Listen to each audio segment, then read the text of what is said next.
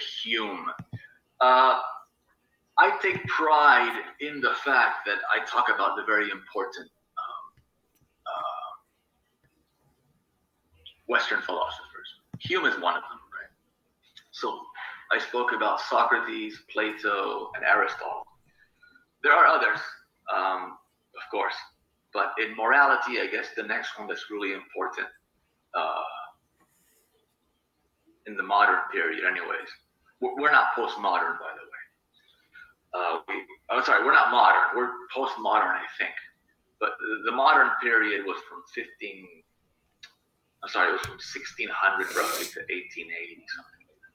So Hume is a modern philosopher, one of the giants, right?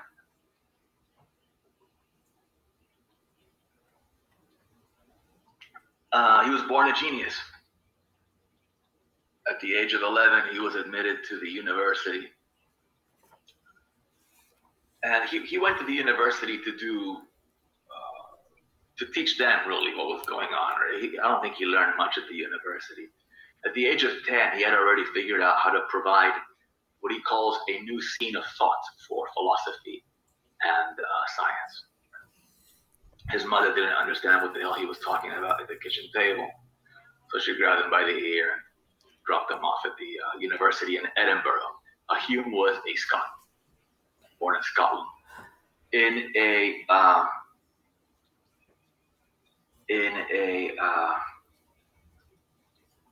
a town called Nine Wells, outside of Edinburgh.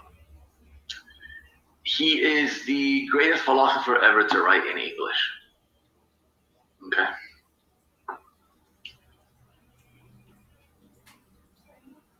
And I enjoy reading him very much, very much. We're going to go over his moral philosophy because there's an ethics course, but he's principally important for his philosophy of science.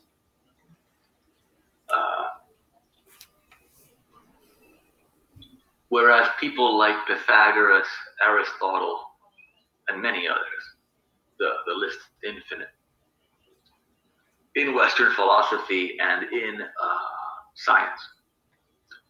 Whereas most people thought that human beings were or are fundamentally rational and have a capacity to understand the universe, Hume disagreed.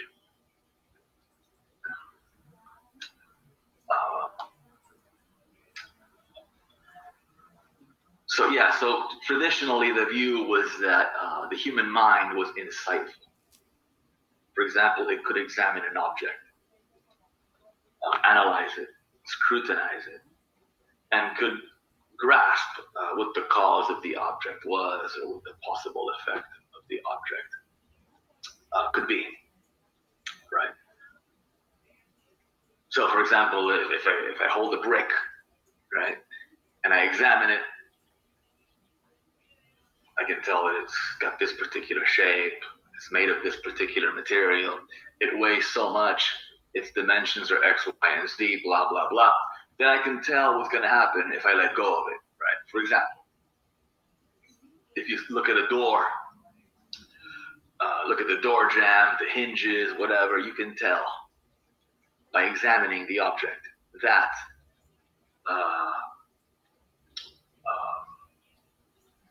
if you turn the handle and push, it'll open or something like that. That's roughly the background, right? You can figure out a thing's cause or the possible effects of something, right?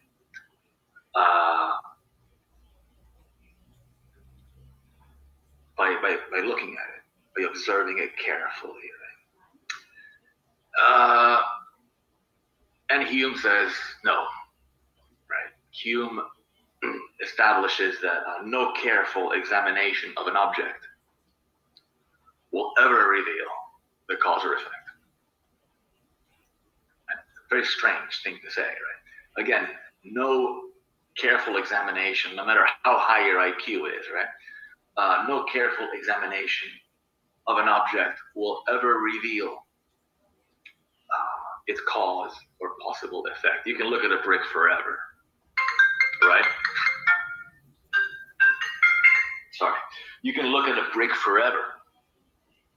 You can weigh it, take it to the lab, ask a scientist friend to look at it with you, right? If you ask yourself what's going to happen when I let go of it, you draw a blank. You draw a blank.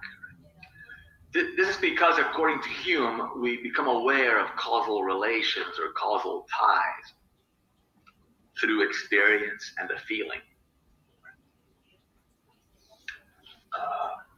For example, you see A and then you see B. You see A again and then you see B again. You see A again, then you see B again. Then you have a feeling that A causes B, but there's no reasoning going on, right? So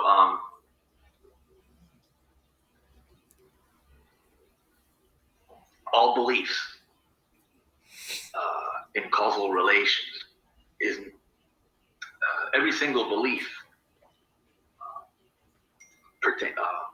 every single cause and effect belief is irrational. There's no reason for it. It's just based on blind experience of constant pairings and a feeling that you get after seeing the regularity, right? This, of course, was detrimental to the sciences, in particular physics.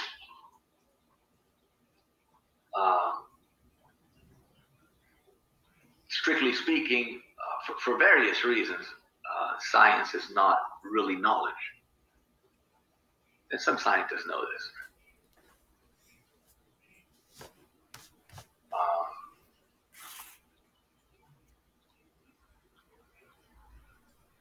At first they didn't like to hear about it, but then they were influenced by him. And as a matter of fact, Einstein says that had Einstein not read Hume, he would not have come up with relativity theory.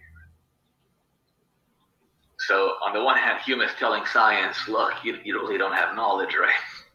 Because you have no reason to believe that A causes B. It's just based on blind experience and a feeling.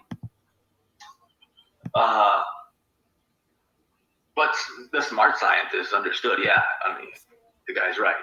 The guy with the Ottoman headdress there is right. So he also influenced Darwin. As a matter of fact, if you read Darwin, you think you're reading Hume. It appears to be lifted sometimes. But anyways, he's very important in the philosophy of science. Very important in the philosophy. The most important philosopher, I think, in the philosophy of science.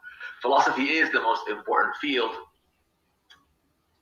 Again, without Hume's writings, such things as relativity theory would not have. Einstein would not have come up with relativity theory. It's just that you don't hear about that. You don't hear about how influential philosophy is. It's not sexy. Who cares, right? Anyways, if you have any questions on his philosophy, on Hume's philosophy of science, let me know. I like to think that I know about that, I think. But this is an ethics course, so let's ask Hume about morality. What makes an action moral?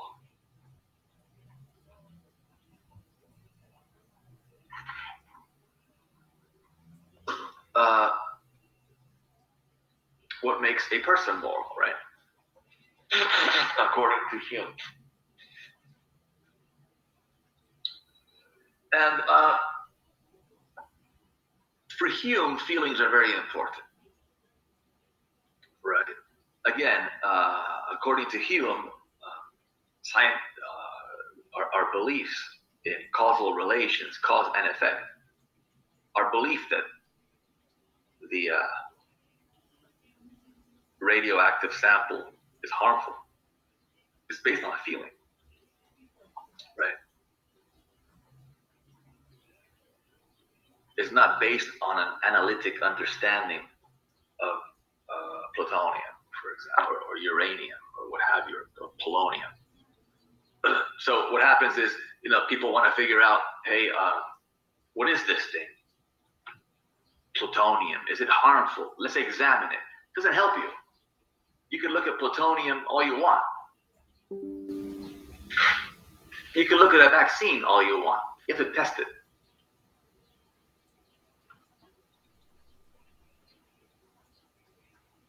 You can examine the polonium, the plutonium, the uranium, whatever you want, a vaccine. You can look at it, analyze it.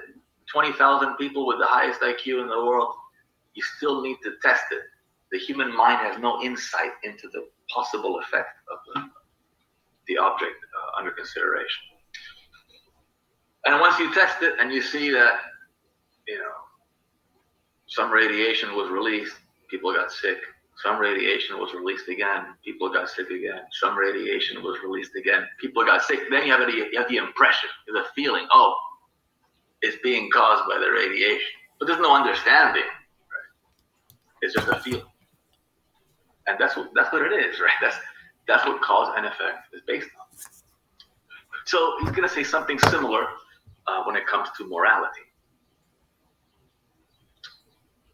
What makes an action moral, what makes a person moral. And what he's going to say is that the moral person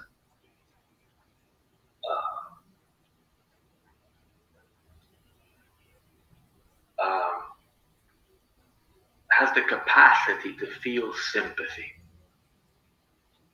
I'm sorry, my mistake. The moral person has a capacity for sympathy. The moral person has a capacity for sympathy.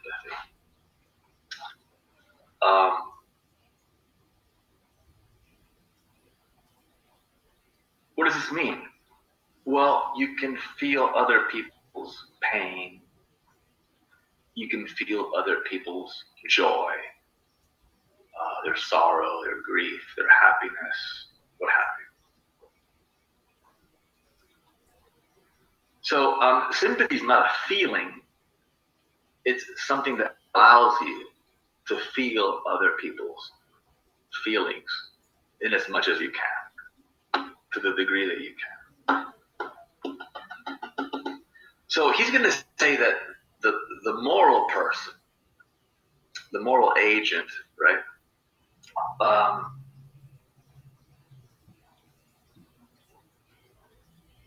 has this capacity to identify with others.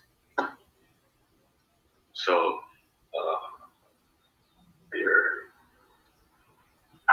your brother is successful, you feel good because of sympathy. You identify with your brother, right? So here it is in the PowerPoint. According to Hume, sympathy, not itself a feeling, but a psychological mechanism that allows you to feel others' feelings. Sympathy exists in a high degree in the moral person. So obviously Hume is not a fan of selfishness, right?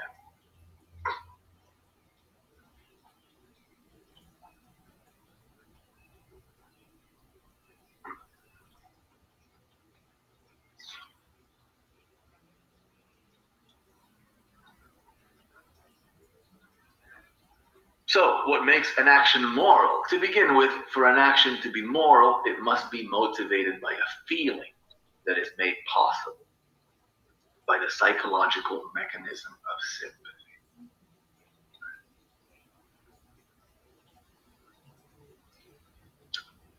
For example, if you help a stray puppy because you feel its pain and sorrow, then you are acting morally.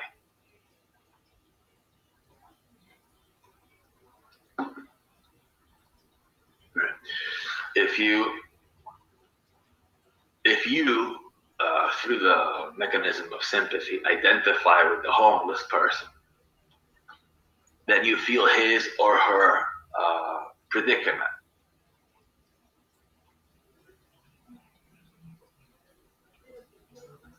This gets you to act, to give the guy or gal a sandwich or money or whatever. That action is moral. according to Hume. Is this making sense? So I have no idea. Yeah?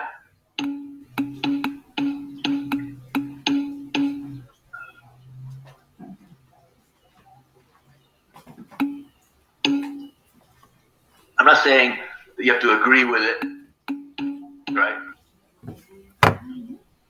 Think of it as a history course, right? Just understand it. If you do agree with it, good. If you don't, that's good too. The next thing he's going to say is that sympathy not only is the ground of the moral action, right? Not only does sympathy allow Mother Teresa to feel for the lepers and consequently assist them and try to help them alleviate their condition. Not only does sympathy allow you to be moral, to act morally, sympathy also allows you to make moral judgments. That's good, that's bad, that's moral, that's immoral. How so? Well, Hume says that suppose you're not helping anyone. You're not really acting, you're just observing. You're sitting on the fence somewhere. Others are acting. You're not doing anything. And you see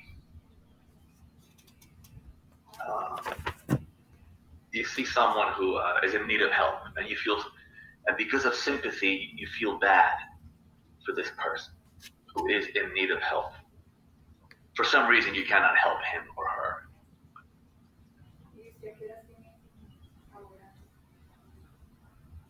But you see someone else helping this other person, right?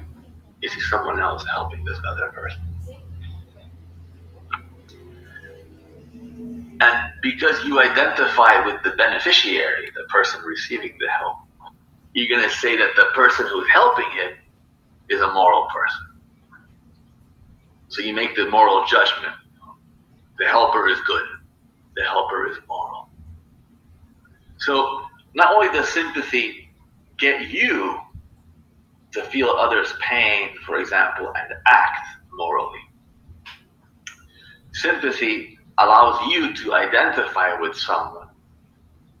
And if, for example, this someone with whom you identify is being assisted by Ted, then you say, Ted's a good guy, right? Ted is moral. So, furthermore, sympathy allows us to discern which actions are moral. If some action benefits someone, a beneficiary with whom we identify, then we are pleased.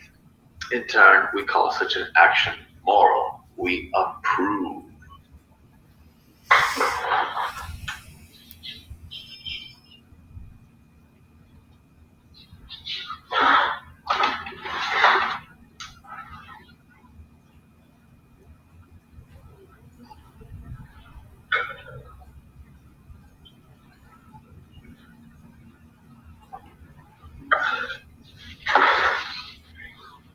For example, because of sympathy, we feel Bill's pain.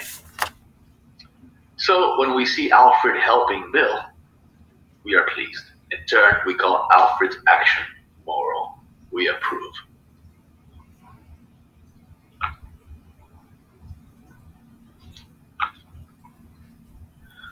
For example, if we identify with Mary, then we feel sorry for her when she suffers for some reason. What allows us to feel her pain is sympathy. However, if Millicent helps her and Mary's pain is diminished, then we are pleased. Again, because of sympathy. Because we now feel Mary's joy, right, or relief. Since we like Millicent's action, we call it moral. We approve.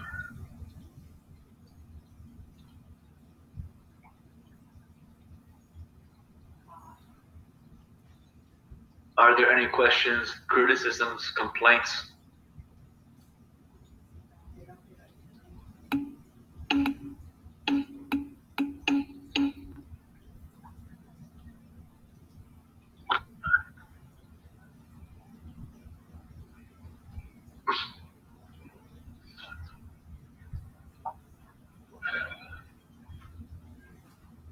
No. Okay.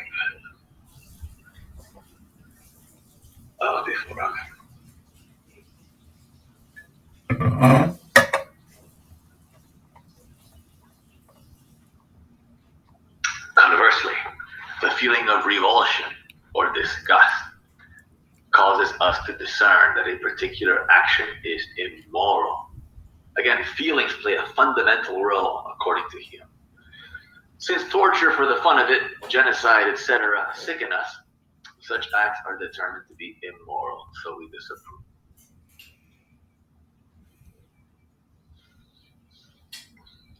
Hume insists. Okay, so someone like Aristotle believed that, in his words, man, right? He doesn't say human beings. It will say people. In essence, right? He's saying, Aristotle's saying people are essentially rational animals. Sometimes he says rational souls. Descartes claims that Descartes, the founder of modern philosophy, some 2,000 years, 1,900 years after Aristotle, Descartes claims that human beings are essentially thinking things. This idea of human beings as fundamentally rational pervaded the history of Western philosophy. It was almost taken for granted. Philosophers are fundamentally rational, scientists are fundamentally rational, the guy down the street is fundamentally rational. We're not perfect, but we're fundamentally rational. Hume says, wait a minute, no. We're fundamentally something else. We are driven by our feelings, and we are, and many of our ideas are based on feelings. So in ethics, we are driven by a feeling that we have for someone. How do I help them? Use reason, but that comes later. Reason in Hume plays a secondary role, right? Reason is an auxiliary, is a helper. He calls it the slave to the passions.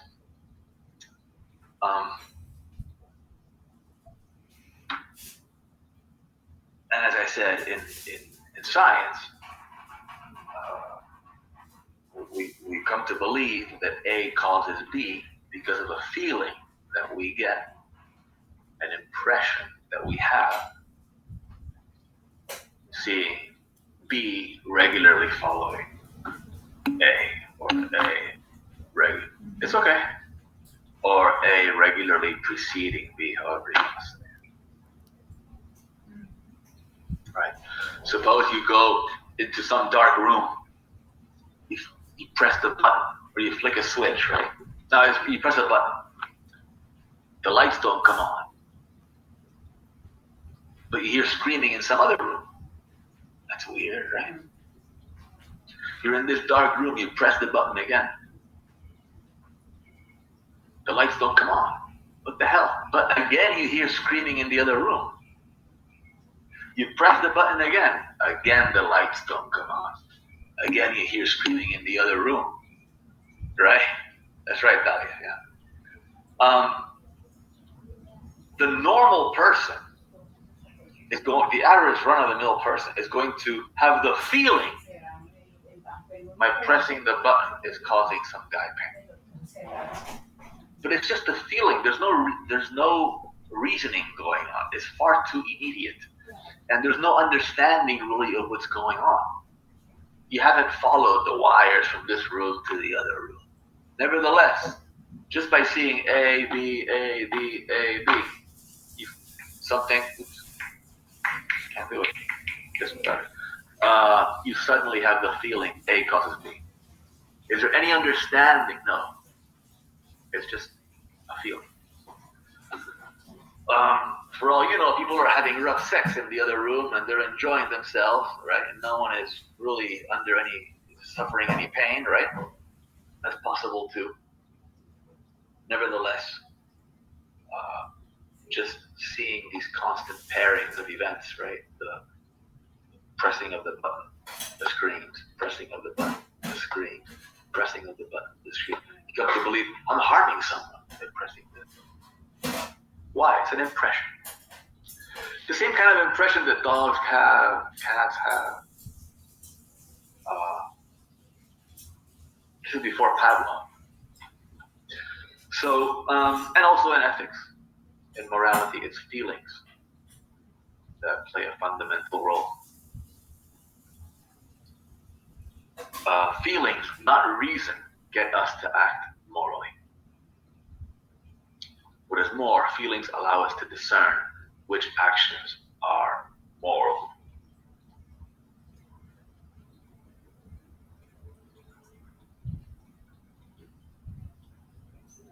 Gotta get more tea.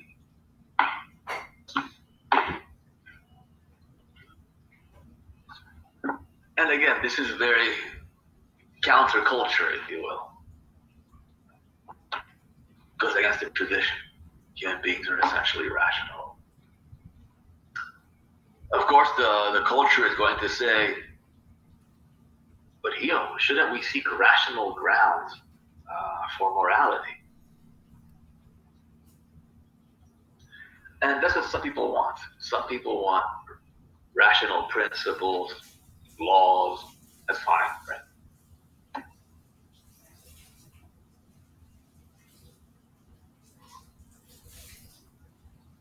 You know, let's try to discover the fundamental laws or principles. Yes, Caleb. Hope I said that correctly. Sorry, I pressed the button on mistake. That's okay. Yeah, some people would like to be able to systematize ethics.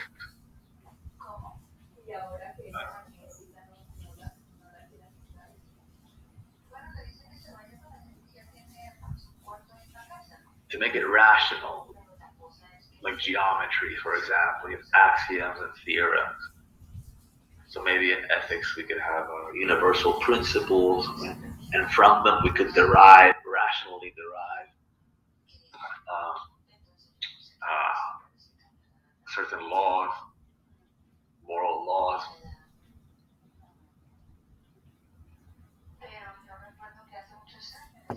Well, we don't see that with Hume.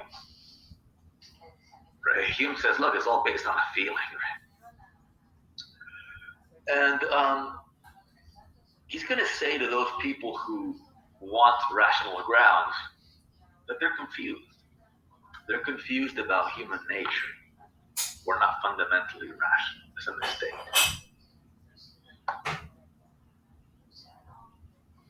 And he famously says, this is a famous quote, reason is and ought only to be the slave of the passions, and can never pretend to any other office than to serve and obey them. So why do you reason? To achieve something you feel like doing. Why do you reason? So that you can better do something that you already feel like doing.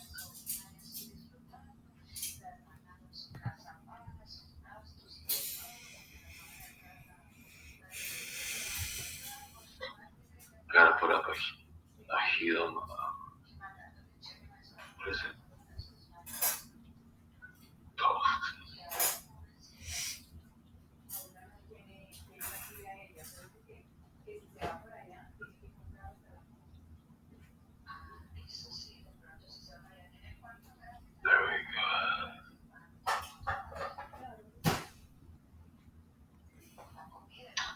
The next thing he does is to associate or to justify, right?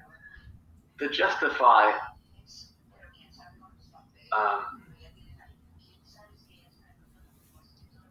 what he's been saying by adding that usually the person who acts from sympathy, or the person who is motivated by a feeling made possible by the faculty of sympathy, such a person tends to be benevolent.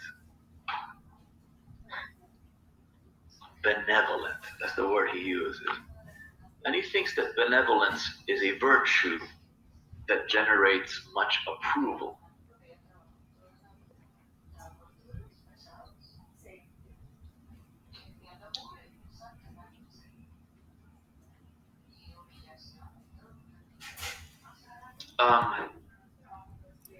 He writes about those people who have the virtue of intelligence. So suppose,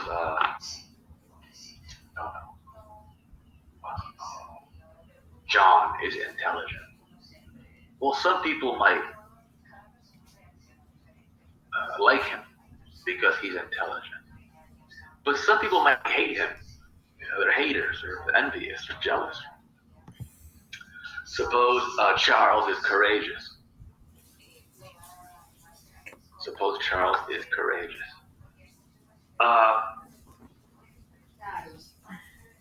Well, some might say, wow, I want to be just like Charles, he's great. And some might be envious. So intelligence can be praised. The intelligent person, however, can also be hated, abhorred, detested, whatever. The same goes for the courageous person. However, with benevolence, it's different, said Hume. No one really hates Mother Teresa, right? How can you hate Mother Teresa? If you see an old woman, right, helping the lepers, trying to help those suffering from leprosy, I don't think people hate her. They might say she shouldn't be doing that. They might say, I don't agree with what she's doing. But it doesn't arouse hatred. The benevolent person doesn't arouse hatred. I had a good student once tell me that Jesus Christ was a good person, but he aroused hatred. That's why they crucified him. But the truth is, they crucified him not because he was benevolent, not because he helped people. They crucified him perhaps because of certain things he said that went against the norm. Right? He was, but they didn't hate him when they saw him feeding the poor. So yeah, Hume says that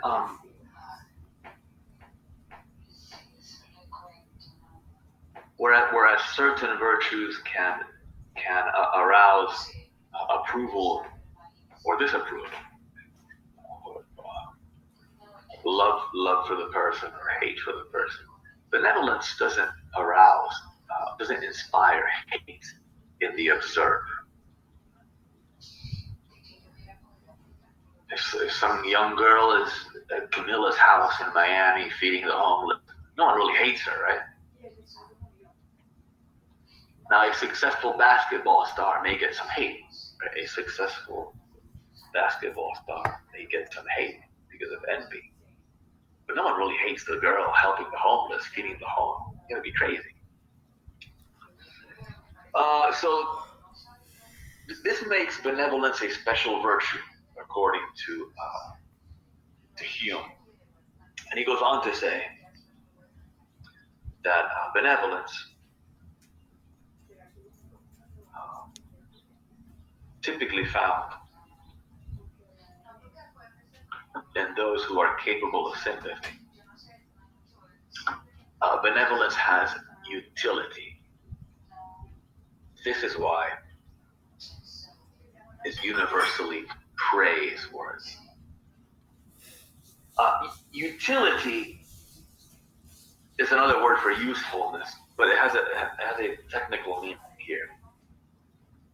Utility here means something along the lines of tending to produce happiness or pleasure for the majority.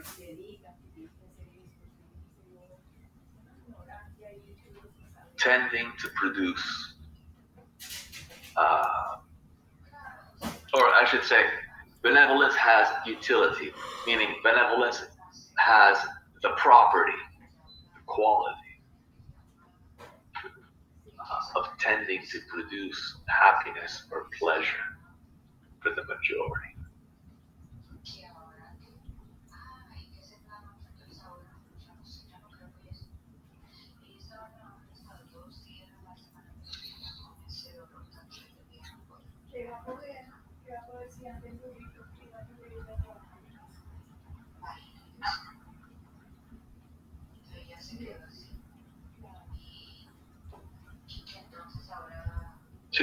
So according to Hume, you're moral if you act. You're moral if you are equipped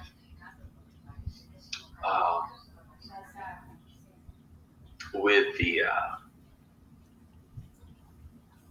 capacity for sympathy, or the faculty of sympathy, the power of sympathy that makes you moral.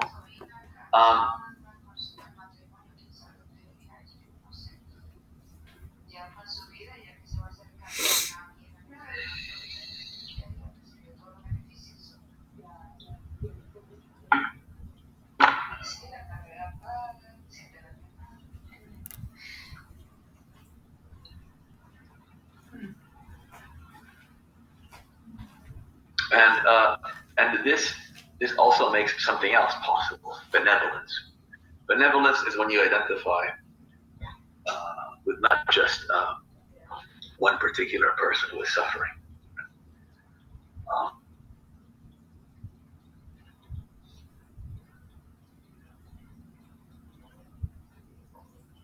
Hume writes, every quality which is useful or agreeable to the person himself or to others communicates a pleasure to the spectator, engages his esteem, and is admitted under the honorable denomination of virtue or merit.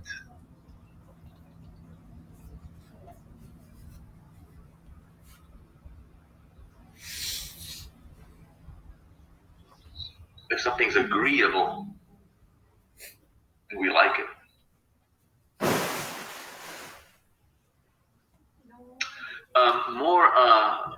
More specifically, what is utility? Again, he's going to talk about actions having utility. Utility is the property of an action, just in case the action produces, or usually produces, tends to produce, the right, the good results for the majority involved. More often than not, morality is about doing something that promotes, or usually promotes, the general well-being. Not necessarily, right? Again, you could just be helping one person.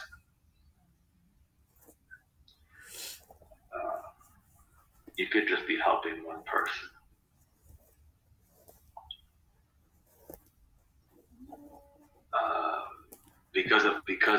Because you have the capacity for sympathy, you feel Joan's pain and you help her.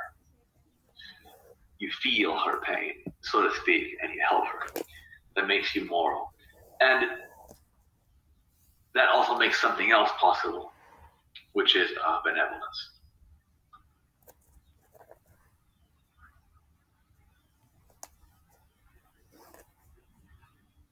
And benevolence is praiseworthy because it has utility. What's utility? It's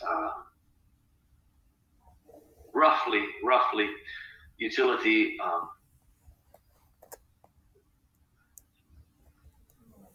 is a quality of any action that brings about the good results for the majority involved.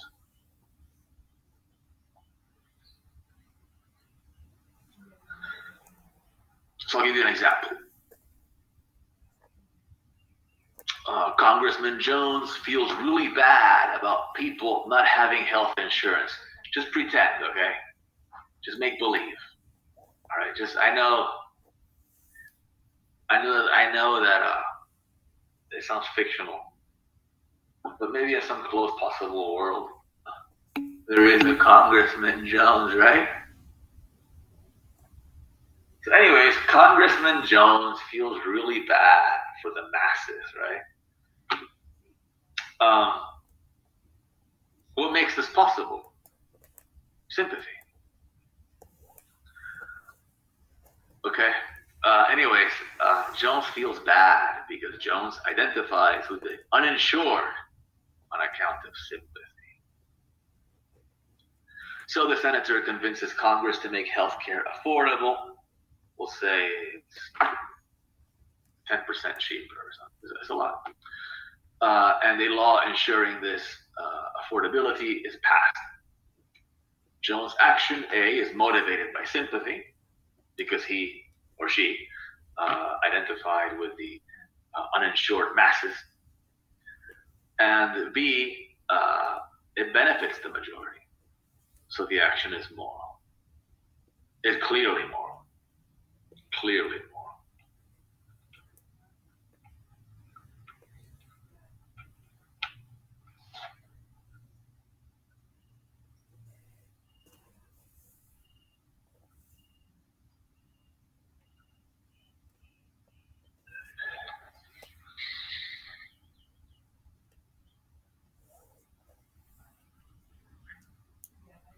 Another example, Mother Teresa feels really bad about the lepers. Why? Because she is equipped with the power of sympathy. She can identify. It's a kind of conduit, metaphysical conduit, right? That allows you to feel other people's feelings. So Mother Teresa provides them with alleviating treatments. You can't really cure leprosy. I don't think so. So her action is motivated by sympathy. Actually, it's not clear. Her action is motivated by a feeling that sympathy enables her to have. And B, the action benefits the majority. So the action is moral. This is somewhat commonsensical, right? It's not counterintuitive or weird, I don't think.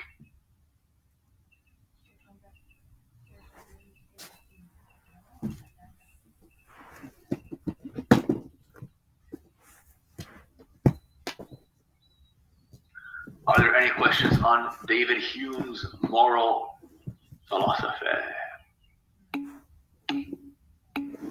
Oh, and by the way, I think I mentioned that Plato was against democracy. I think Hume is one of the philosophers in favor of democracy, if I remember correctly.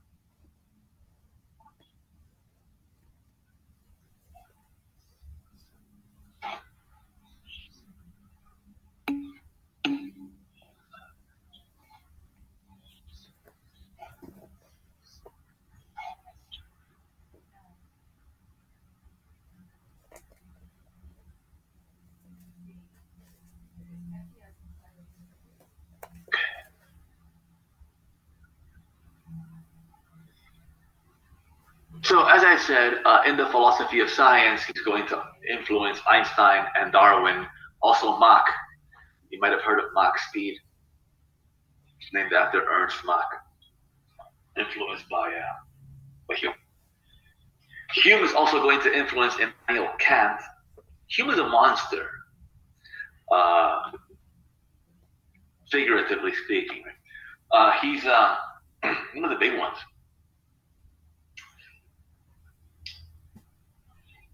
He influences Kant, whom we'll cover in this course. Kant famously said, Kant was German, well, actually Prussian, but same thing. And Kant was getting tired of German philosophy. He said these German philosophers are no good. They're very dogmatic. They're set in their ways. They're not imaginative, right?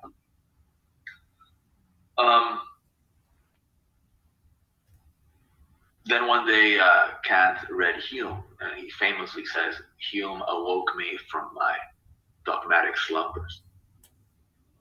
However, although Kant acknowledges that Hume inspires him and inspired him, Kant dedicates his entire life to arguing against Hume. Right? You see, Kant is he's more rational. I think Hume is rational too. It's just that, of course, he is. But Hume is going to say that human beings are not essentially rational. Kant is going to say human beings are essentially rational. Hume is going to say that science is going to imply science cannot be knowledge. Kant is going to claim science can be knowledge. Right? However, if you go along with Kant, among other things, you have to reject your belief in the existence in space and time. So if you go along with Hume, science, though valuable. Oh yeah, I didn't mention that. Hume is a champion of the science. He's a fan of the science. When he says it isn't knowledge, when he implies it isn't strictly speaking knowledge, doesn't mean you got to do away with it. He's just saying it's a category mistake to put it under the category of knowledge, right? At least if he doesn't say it like that, but if you read between the lines, that's what it means. That's what he means. But he is a defender of the sciences. However, it's not knowledge in the way that mathematics is knowledge. And Kant is going to claim that science can be knowledge, but again, if you go along with Kant, you have to reject your belief in the objective existence of space and time.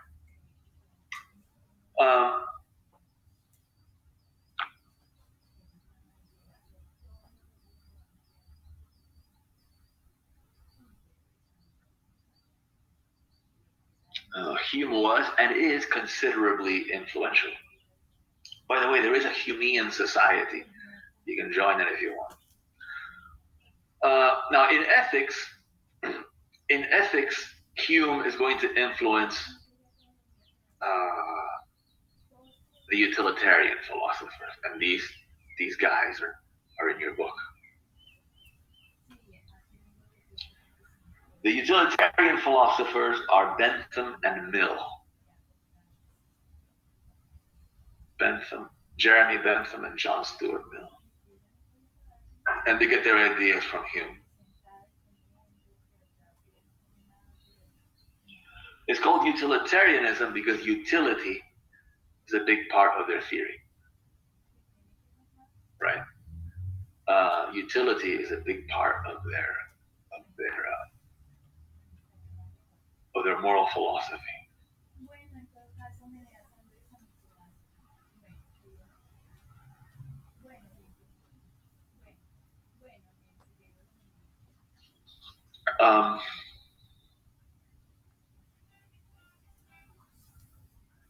Yeah, so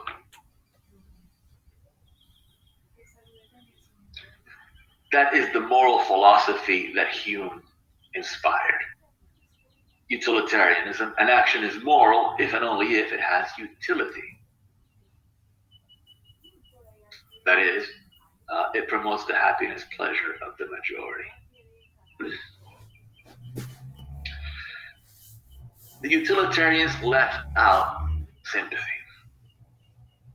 So they got something from Hume, yeah, but not everything. I guess they didn't care too much about sympathy. And I guess they don't talk that much about feelings. The utilitarians want to be rational, and they believe that ethics can be rational and foundationally or fundamentally rational, which is not what Hume wanted. However, they didn't like the idea of utility. That's why they called their moral philosophy utilitarianism. So if I do something and it makes the majority happy or pleased, that's the way. Those are the words they use, by the way: happiness and pleasure. If I do something and it makes the majority involved happy or it pleases the majority involved, then my action is moral, according to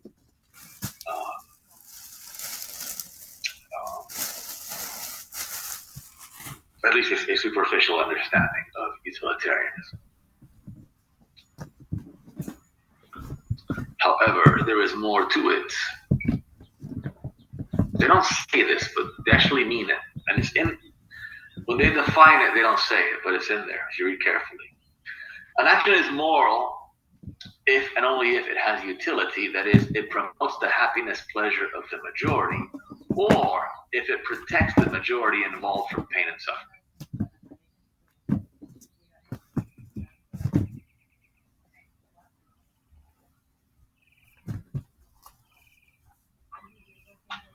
Okay. So if I do something and it makes the majority happy or pleased, I am moral. However, if I do something and it doesn't really make anyone happy or pleased, but it just keeps them from suffering,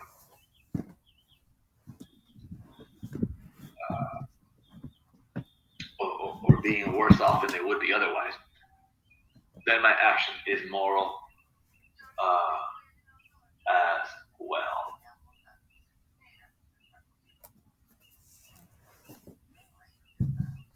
Okay, let's take a break, and I'll see you in 15 minutes. Okay?